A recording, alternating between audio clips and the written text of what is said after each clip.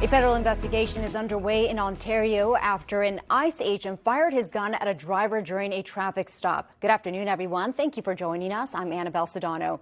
This all unfolded this morning. Federal officials say the agent shot the man, fearing for his life. NBC4's Christian Cázares is live at the scene with new details from authorities and the driver's family. Christian.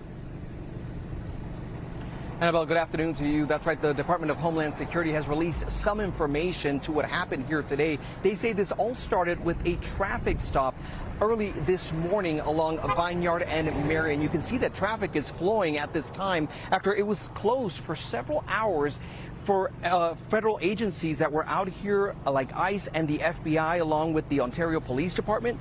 But behind the wall that you see there on your screen is a mobile park community where we learned about a second scene in this investigation. I want to take you inside there. A few streets inside the Country Meadows Mobile Park were also blocked by law enforcement for several hours today.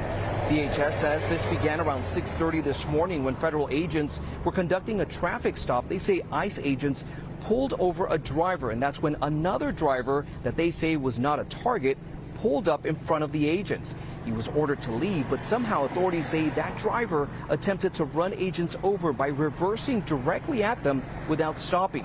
That's when DHS says an ICE agent, fearing for his life, fired several shots, but the driver drove away. Now, we did get the chance to speak to a family member of that driver today. They didn't want to go on camera, but told me the driver is a 24-year-old man who was heading to work when he got caught up in this. Now, they say after that shooting, he drove into the mobile park community where he lives, and that's where he was detained and transported to the hospital. The family says he was injured in the shooting, but it's still unclear to what extent of those injuries. Now, Ontario police say they were called to assist with traffic and public safety, but the investigation is being handled by the FBI. But tonight, the family of that driver, they're not identifying him, but they do tell me that he is a legal citizen.